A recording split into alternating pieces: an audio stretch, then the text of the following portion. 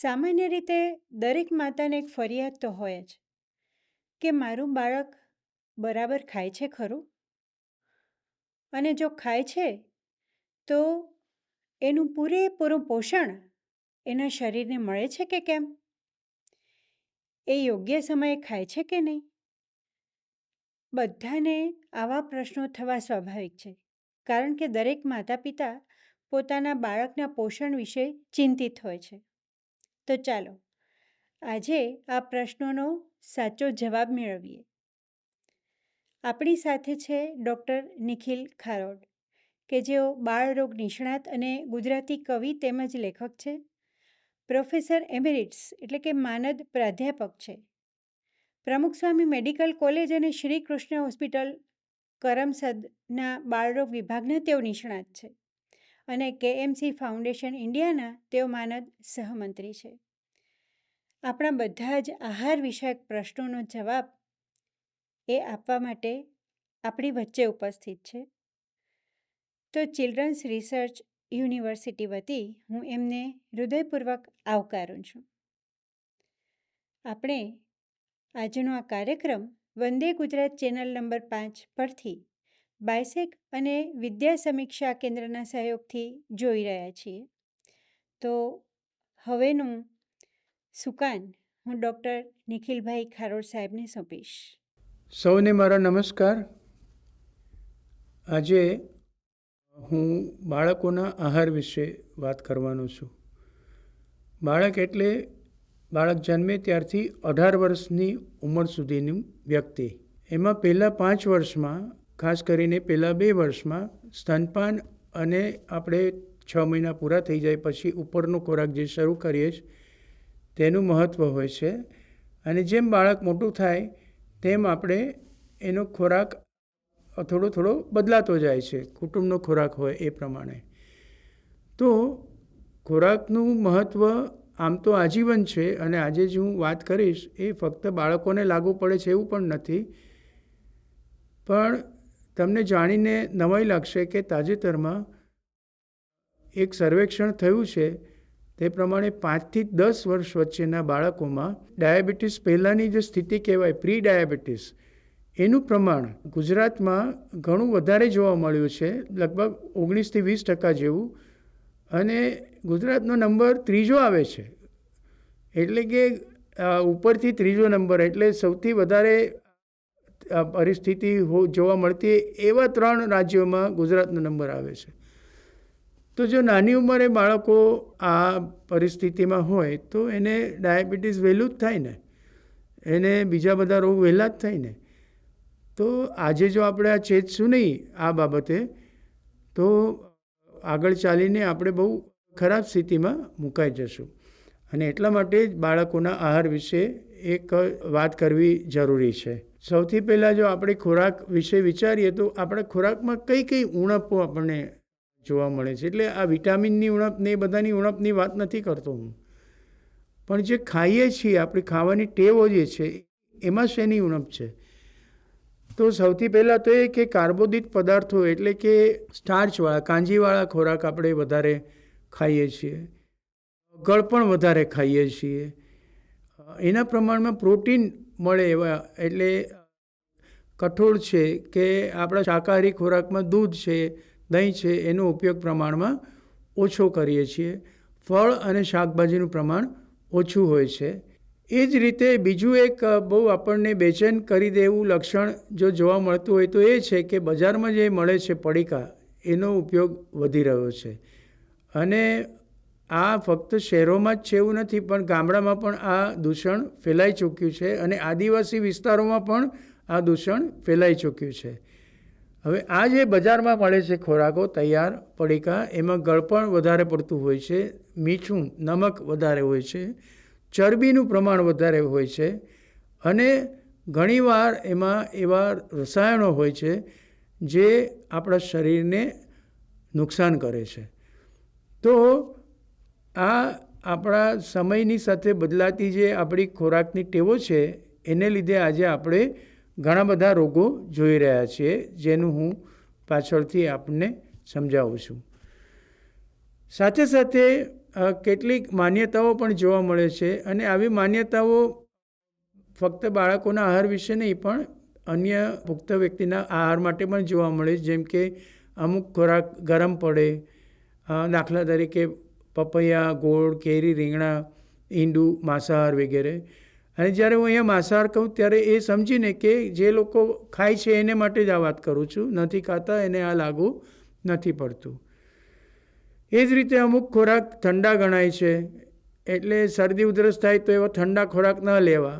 હવે હું આઈસ્ક્રીમ ખવડાવે એવું નથી કહેતો, આઈસ્ક્રીમ એક હાનિકારક ખોરાકમાં મૂકી શકાય, પણ બીજા દૂધ, દહીં, છાશ જેવા ઉપયોગી ખોરાક છે, કેળા, એને પણ આપણે રોકી દઈએ છીએ.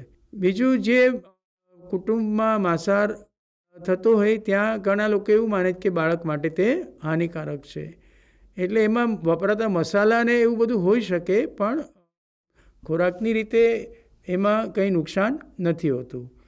એ જ રીતે બાળકને ઘી પચવામાં ભારે છે, કેળા, દૂધ અને ઘીથી કફ થાય છે. તો આ બધા જે આપણા વહેમો છે એના વિશે કોઈ વૈજ્ઞાનિક પુરાવા નથી, એટલે વૈજ્ઞાનિક રીતે આ બાબતો બધી તથ્ય છે એવું આપણે ના કહી શકીએ. બજારમાં મળતા ખોરાકો બાળક માટે સારા છે એવું પણ બધા માને છે, એટલે તમે જુઓ તો બાળકોને ટિફિનમાં પણ બિસ્કિટ જ આપે છે બધા, હવે પડીકા મૂકી દે છે. તો આ પડીકા છે એ સારું છે એવું માનીને, કારણ કે એ બહુ રંગબેરંગી પડીકામાં એમાં પેકિંગ કરીને આપેલા હોય છે, એટલે આપણને બહુ ગમી જાય જોવાના, તો એ સારા છે એવું માનીએ છીએ આપણે, પણ ખરેખર આ વાત સાચી નથી. અને બાળક માંદું પડે તો એને અમુક ખોરાકો દૂધ, કેળા, દહીં વગેરે આપવામાં આવતા નથી. તો આવી માન્યતાઓને લીધે પણ બાળકનું પોષણ ઘણીવાર ડગમગી જાય છે. તો હવે આપણે જ્યારે આહારનો વિચાર કરીએ તો આ બધાને માટે લાગુ પડે. તો આપ જોઈ શકો છો કે આહારના જૂથ જે છે એમાં સૌથી વધારે આપણે જે ખાઈએ છીએ તે છે ધાન, કઠોળ અને કંદમૂળ, 3. પછી ફળ, શાકભાજી, દૂધ અને દૂધજન્ય ખોરાક, માંસાહાર, અને સૌથી ઉપર છે તેલ, ઘી અને સાકર અથવા તો ખાંડ. તો જે પાયો મેં મોટો બતાવ્યો છે એ જ પ્રમાણે આપણા ખોરાકમાં એ પદાર્થો વધુ હોવા જોઈએ અને જે ટોચ ઉપર છે એનું પ્રમાણ ઓછું હોવું જોઈએ. આપણે દાળ શાકમાં પણ ગળપણ નાખી દઈએ છીએ, તો આ રીતે બિનજરૂરી ઉપયોગ કરીએ છીએ જે ખાંડનો કે ગળપણનો, એ આપણા ખોરાકને અસંતુલિત કરી દે છે. તો આ બધા જ જે ખોરાકના જૂથ છે એનો ઉપયોગ આપણે કરીએ તો આપણો આહાર સંતુલિત બને. બાળકને જે ખવડાવીએ એ પોષક બનાવવા માટે શું કરવું જોઈએ એ પણ આપણે જાણવું જોઈએ, કારણ કે ઘણીવાર બાળકને ખવડાવવાની વાત કરીએ તો 6 મહિના થાય તો બધા દાળનું પાણી ને ઉસામણ ને એવું બધું શરૂ કરે છે.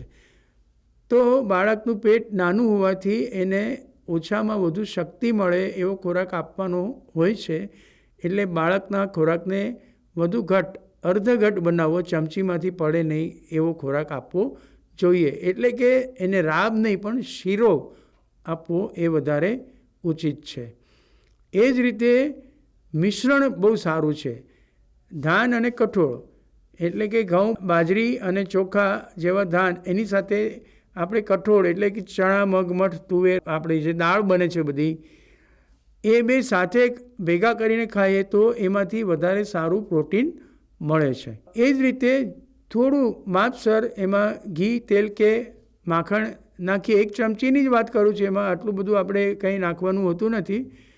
તો થોડુંક આ પ્રમાણે ઘી, તેલ કે માખણ નાખીએ તો એનાથી ઓછી માત્રામાં બાળકને વધારે કેલરી અથવા તો શક્તિ મળે છે.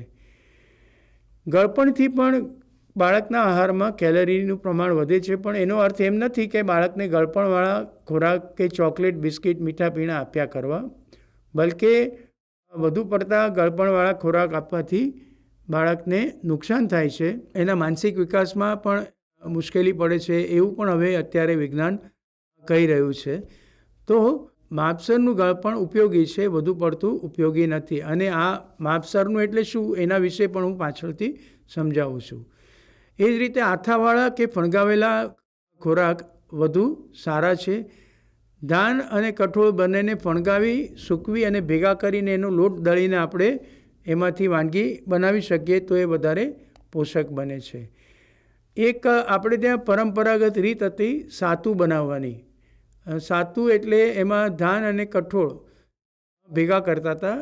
વૈજ્ઞાનિક રીતે આમાં શિંગદાણા ઉમેરીને એનું બહુ સરસ એક મિશ્રણ બનાવવામાં આવ્યું છે કે જેમાં 2 ભાગ ધાન 1 ભાગ કઠોળ અને અડધો ભાગ શિંગદાણા શેકીને પછી ભેગા કરીને એનો લોટ બનાવવામાં આવે ને એમાંથી જુદી જુદી વાનગી બનાવીને આપણે બાળકને આપી શકીએ. તે જ રીતે મેં કીધું એમ ધાન અને કઠોળને ફણગાવીને તેનું મિશ્રણ પણ કરી શકાય. ટૂંકમાં ધાન, કઠોળ, લીલા શાકભાજી, ફળ અને દૂધ કે દહીં મળીને સમતોલ ખોરાક બને છે. એમાં આપણે સ્થાનિક પેદાશના કિફાયતી અને ઋતુ પ્રમાણે ઉગતા ફળ અને શાકભાજી વાપરીએ એ પણ જરૂરી છે. આપણે શાકાહારી હોઈએ તો એકદમ આપણી ખોરાકની ટેવ બદલવાની જરૂર નથી, પણ દરેક વ્યક્તિને પોતાના ખોરાકમાં થોડુંક પ્રોટીન પ્રાણીજન્ય સ્ત્રોતમાંથી મેળવવું જરૂરી છે. તો આપણે દૂધ કે દહીંનો ઉપયોગ કરીએ તો એમાંથી મળી રહે છે અને આપણું સારું પોષણ જળવાઈ રહે છે. પ્રાણીજન્ય ખોરાકો ખરાબ છે એવું નથી, દરેકની ટેવો પ્રમાણે ખાવું જોઈએ. આપણે જેનાથી ટેવાયેલા છીએ એ આપણે ખાઈ શકીએ. તો પ્રાણીજન્ય ખોરાકોમાં પણ પોષક તત્વો ઘણા હોય છે. લોહ તત્વ અને ઝિંક, વિટામિન એ ઘણા પ્રમાણમાં હોય છે માંસ માછલીમાં. એ જ રીતે દૂધમાંથી પણ ઘણા સારા પોષક તત્વો મળે છે, ઈંડામાંથી પણ મળે છે. પણ પ્રાણીજન્ય ખોરાકો જે છે એ મોંઘા છે, એટલે રોજ ઘણા માંસાહારી લોકોમાં પણ રોજ ખાવાનું પોસાય તેવું નથી હોતું. એટલે થોડા પ્રમાણમાં એનો ઉપયોગ થઈ શકે. પણ મેં કીધું એમ આપણી જે ટેવ છે એમાં એકદમ ફેરફાર કરવાની જરૂર નથી, પણ રોજિંદા ખોરાકને સમતોલ બનાવવું અને એમાં દૂધ અને દહીંનો ઉપયોગ કરવો નિયમિત, એનાથી આપણો ખોરાક સમૃદ્ધ બને છે. હવે વાત કરીએ બજારમાંથી મળતા બાળ આહાર. તો આપણી સામે ઢગલાબંધ એવા રોજે રોજ ચિત્રો આવે છે. ઘણીવાર તો મને એમ થાય છે કે ભવિષ્યમાં એક સમય એવો આવશે કે રોજ ઉઠીને સવારે શું ખાવું એ આપણે જાહેરાત જોઈને જ નક્કી કરશું. એટલી હદે આ આહારોની જાહેરાત થઈ રહી છે. તો બજારમાં જે મળે છે એ ખોરાકમાં ખાંડ કે સ્ટાર્ચ વધારે હોય છે, ઘણીવાર ચરબી પણ વધારે હોય છે. જરૂરી વિટામિન કે અન્ય સૂક્ષ્મ પોષક તત્વો હોતા નથી. એ તાજા નથી હોતા અને એ બગાડો અટકાવવા માટે એમાં રસાયણો નાખવામાં આવે છે કે જેનાથી આરોગ્યને નુકસાન થઈ શકે.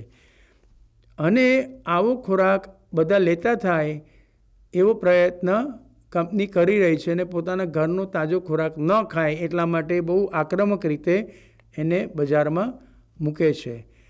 તો આ ખોરાક વિશે થોડુંક જાણીએ કે આ ખોરાક જે મળે છે એને પ્રક્રિયા કરેલ ખોરાકો તરીકે આપણે ઓળખીએ, પ્રોસેસ્ડ ફૂડ. તો એના 4 પ્રકાર છે. એક તો ન્યૂનતમ કે ઓછામાં ઓછી પ્રક્રિયા કરેલ અથવા પ્રક્રિયા કર્યા વિનાના ખોરાક કે જે આપણે રોજિંદા ખોરાક વાપરીએ છીએ ઘરમાં, ઘરે રાંધીને ખોરાક બધા આમાં આપણે સમાવી શકીએ. જેનો ઉપયોગ આપણે ઘરે રાંધીને, બાફીને, શેકીને, આથો લાવીને, દળીને, તળીને, અંકુરિત કરીને વગેરે ક્રિયાઓથી આહારમાં કરીએ છીએ. તો આ જે છે ન્યૂનતમ પ્રક્રિયા કે પ્રક્રિયા વિનાનો ખોરાક, એ જે છે એ એટલી પ્રક્રિયા આપણે જરૂરી છે. રાંધીએ તો ખોરાક સારો બને છે, સલામત બને છે, એટલે એનો કોઈ આપણને વાંધો નથી. પણ આમાં એવા કોઈ હાનિકારક તત્વો નથી. એ જ રીતે કેટલાક એવા ઘટકો છે કે જે પ્રક્રિયા દ્વારા બીજા પદાર્થમાંથી અથવા કુદરતી રીતે છૂટા પાડવામાં આવે છે અને આપણે એનો ઉપયોગ કરીએ છીએ, જેમ કે મીઠું, ખાંડ, તેલ વગેરે, માખણ છે, વિવિધ મસાલા છે વગેરેને આ જૂથમાં આપણે મૂકી શકીએ. તો આ પણ રોજિંદા ખોરાકમાં હોય છે, પણ આનો અતિરેક આપણને નડે છે. તો એ 3જા નંબરે જે ખોરાક આવે છે એમાં આપણે પ્રક્રિયા કરેલી છે, જેમાં અથાણા, મુરબ્બા, પછી ઘરે આપણે સાદું ચીઝ કે પનીર બનાવેલું હોય, બજારમાં જે ડબ્બામાં શાક ફળ પેક કરેલા મળે છે એ પણ પ્રોસેસ ફૂડમાં આવી જાય. મીઠાઈ, ફરસાણ, શરાબી પીણા વગેરે બધું પણ આમાં આવી જાય. આ બધા પદાર્થમાં મીઠાનું પ્રમાણ કેટલું છે, ગળપણનું પ્રમાણ કેટલું છે, તેના ઉપરથી તે આરોગ્ય માટે કેટલું સારું છે એ આપણે કહી શકીએ. એટલે જૂથ 2 અને 3માં ગળપણ અને નમક, મીઠું કેટલું છે એના ઉપરથી આરોગ્યપ્રદ છે કે નહીં એ આપણે કહી શકીએ. પણ સૌથી જો ખતરનાક હોય તો આ ચોથું ગ્રુપ છે, અતિશય પ્રક્રિયા કરેલ ખોરાક અથવા તો અલ્ટ્રા પ્રોસેસ્ડ ખોરાક જેને કહેવાય છે. આ બધા કારખાનામાં બને છે અને આપણે તરત જ ખાઈ શકીએ, ઝટપટ ખાઈ શકીએ એટલા માટે પણ રંગબેરંગી પડીકામાં વેચાય છે. અને એનું માર્કેટિંગ, એનો પ્રચાર એટલો જોરદાર છે કે આપણે બધા એ ખાવા માંડ્યા ને ઘરનો તાજો બનાવેલો રાંધેલો ખોરાક ખાતા નથી. પરિણામે આપણે પોષણની અનેક સમસ્યાઓ જોઈ રહ્યા છીએ. આમાં ઘણા પ્રકારની પ્રક્રિયાઓ થાય છે અને રસાયણો ઉમેરાય છે કે જે નુકસાનકારક છે. અને આમાં દૂધના પાવડર, જે બજારમાં બાળક માટે દૂધના પાવડર મળે છે કે બીજા બાળકો માટેના આહાર મળે છે, ઇન્સ્ટન્ટ સૂપ, બર્ગર, બ્રેડ, પછી તરત જ ખાઈ શકાય એવા માંસાહાર, ઇન્સ્ટન્ટ માંસાહાર, વિવિધ પીણા, આ બોટલમાં જે પીણા મળે છે બધા એકદમ આપણને આકર્ષે એવા, આઈસ્ક્રીમ, પછી દહીંને બદલે જે યોગર્ટ હવે માર્કેટમાં આવ્યું છે એ, ચોકલેટ, બિસ્કિટ, અનેક પ્રકારના નાસ્તા, એનર્જી ડ્રિંક, કેક, તમે મને કહો અને હું તમને બતાવું. આની યાદી તો એટલી બધી લાંબી છે કે આપણે ખરેખર હેપતાઈ જશું, આપણને યાદ પણ નહીં રહે. અને એટલે જ હું કહું છું કે હવે એક સમય એવો આવવાનો છે કે આપણે રોજ સવારે ઉઠીને જોશું કે શું ખાવું, એ જાહેરાતમાં શું બતાવ્યું છે એ પ્રમાણે નક્કી કરીશું. એટલે આ પ્રકારના જે ખોરાક છે, અલ્ટ્રા પ્રોસેસ્ડ ખોરાક, એ ખાવાથી આ જોખમ છે: કેન્સર, ડાયાબિટીસ, હૃદયરોગ, મેદવૃદ્ધિ. અને વધુ પડતી ચરબી, વધુ પડતું ગળપણ, વધુ પડતું મીઠું, હાનિકારક રસાયણો એ જે એમાં ઉમેરેલા છે એને કારણે આ બધું થઈ રહ્યું છે. એટલે આપણે આ ખોરાક જો આપણે ધીમે ધીમે ઓછા નહીં કરીએ આપણા રોજિંદા જીવનમાંથી, તો આગળ ચાલીને આપણા આરોગ્યને ખૂબ અવળી અસર થશે. રોજ કેટલું મીઠું ખાવું એ પણ એક પ્રશ્ન છે. તો પુખ્ત વયની વ્યક્તિએ 5 ગ્રામ, 1 ચમચીથી વધુ ન ખાવું જોઈએ. આ વિશ્વ આરોગ્ય સંસ્થાની ભલામણ છે. તમે જો હવે ઘરે જઈને જોજો બધા રસોડામાં જઈને કે આપણે કેટલું મીઠું ખાઈએ છીએ. અને બાળકમાં તો 5 ગ્રામથી પણ ઓછું, 1 ચમચીથી પણ ઓછું રોજિંદું. એટલે હવે તો એમ કે 2 વર્ષ સુધી નમક બને તેટલું ઓછું જ નાખવું, નહીં નાખો, મીઠું નાખ્યા વગરનું ખાય તો ખાવા દો બાળકને. એ જ રીતે ગળપણ. તો કોઈ પણ વ્યક્તિની સરેરાશ પુખ્ત વયની વ્યક્તિ હોય કે જેને બહુ શારીરિક પ્રવૃત્તિ કરવી નથી પડતી, એને રોજ લગભગ 2000 કેલરીની જરૂર પડે છે. તો વિશ્વ આરોગ્ય સંસ્થાની ભલામણ એ છે કે એમાંથી 10% જરૂરિયાત જ ગળપણમાંથી આવવી જોઈએ. તો 10% એટલે 200 કેલરી, અને એને માટે લગભગ 10 ચમચી જેવું થાય. તો રોજની 10 ચમચીથી વધારે ખાંડ કે ગળપણ પુખ્ત વયની વ્યક્તિના ખોરાકમાં ન જવી જોઈએ.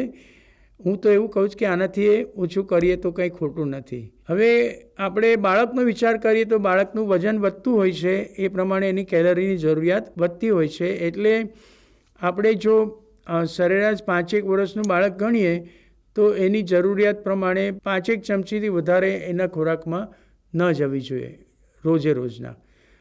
મેં કીધું એમ આપણે દાળ શાકમાં પણ ગળપણ નાખી દઈએ છીએ, અને ગળપણમાં ખાંડ, ગોળ, મધ, ખડી સાકર બધું જ આવી જાય, મીઠા ફળ પણ આવી જાય. તો આ બધાનું આપણે વિચાર કરવાનો છે અને એનું પ્રમાણ આપણે ધીમે ધીમે ઓછું કરવાનું છે. પહેલાં 2 વર્ષમાં ગળપણ વાપરવું જ નહીં, ઉપરથી એવું હવે ઘણા કહેવા માંડ્યા જ. કારણ કે જો બાળકને ટેવ પડી ગઈ તો આખી જિંદગી એ ગળપણવાળો જ ખોરાક ખાશે, ગળપણ વગરનો ખોરાક નહીં ખાય. તો વિવિધ ઉંમરે શું ઈચ્છનીય છે એના કેટલાક ઉદાહરણ મેં અહીંયા મૂક્યા છે.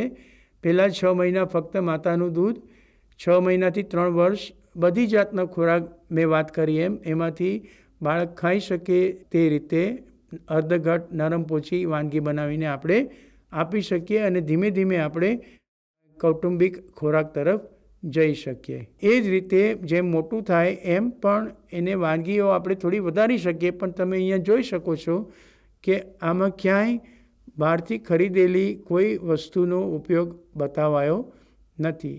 ગળપણવાળી વાનગી મેં બતાવી છે, જેમ કે લાપસી છે કે ખીર છે, પણ એનો ઉપયોગ પણ આપણે બહુ જ સંયમપૂર્વક કરવો જોઈએ. રોજે રોજ આપણે ગળ્યું ખાધા જ કરીએ એવું ના હોવું જોઈએ. માપસરનું ખાઈએ તો વાંધો નથી, પણ અતિશય ખાવું સારું નથી. તો આરોગ્યપ્રદ આહાર એટલે રેસાવાળો ખોરાક, આખા ધાનનો લોટ વાપરો, મેદો કે રવો ન વાપરવા. રવો પણ એ હેલ્ધી નથી. ઘણા લોકો એમ કહે છે કે સોજી ચાલે, પણ ના, રવો પણ રિફાઇન કરેલી વસ્તુ છે. એ ઘઉંના લોટમાંથી જે થૂલું નીકળે છે એ કાઢીને જ બનાવવામાં આવેલું છે, અને થૂલામાં પ્રોટીન અને વિટામિનવાળો ભાગ વધારે પડતો હોય છે. તો રવો પણ નહીં, મેંદો પણ નહીં. શાક અને ફળ રેસા સહિત ખાવા, જ્યુસ નહીં, અને ફળ અને શાકની છાલ બને તેટલી રાખવી. આ બધી વસ્તુ પહેલાં આપણે કરતા હતા, અત્યારે નથી કરતા. તળેલો ખોરાક હાનિકારક છે. એકનું એક તેલ તોરડા ઉપર જો એ ગરમ રહે 10-15 મિનિટ, તો એમાં જે ચરબી છે એ નુકસાન કરે એવી ચરબીમાં એનું રૂપાંતર થાય છે, જેને ટ્રાન્સ ફેટ કહેવામાં આવે છે. એટલે વઘારમાં આપણે તેલ વાપરીએ એના પ્રમાણમાં તળવામાં જે તેલ વપરાય એમાં ફરક છે. એટલે તળેલી વસ્તુ પણ સારી નથી. જેમ બજારમાં પડીકા આપણે ખાઈએ એ સારા નથી, એમ તળેલી વસ્તુઓ પણ સારી નથી. બંને જ વસ્તુઓ આપણે ઓછી કરી નાખવી જોઈએ અને તેલનો વઘાર પૂરતો ઉપયોગ કરવો.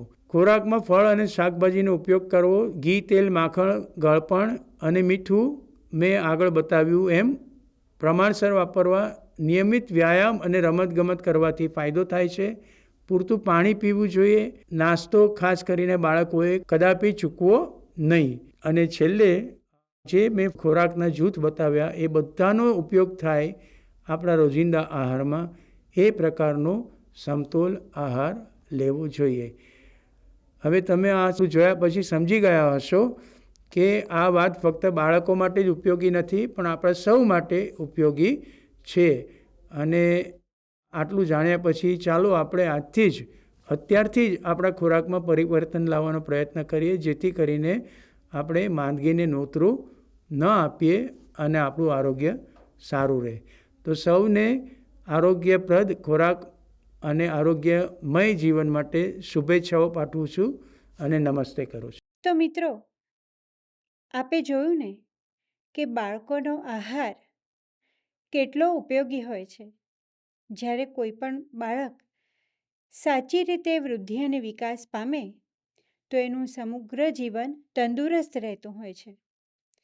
અને બાળપણમાં એટલે કે જન્મથી 3 વર્ષ દરમિયાન જે કોઈ ટેવ પાડેલી હોય, ખાસ કરીને આહાર વિષયક સાચી આદતો, તો એ બાળક જ્યારે 18 વર્ષનું થાય તેમજ તેને આજીવન ઉપયોગી બની રહેતું હોય છે. આ ભાથું આપણને આજે ડૉક્ટર નિખિલ ખારોડ સાહેબે આપ્યું. તો ખારોડ સાહેબ, આપે જે જીવન વિષયક અને ખાસ કરીને આહારમૂલક માહિતી આપી છે, એના માટે ચિલ્ડ્રન્સ રિસર્ચ યુનિવર્સિટી વતી હું આપનો આભાર માનું છું અને આશા છે કે આજના આપણા પ્રેક્ષકો આપની સલાહને ચોક્કસ અનુસરશે. નમસ્તે.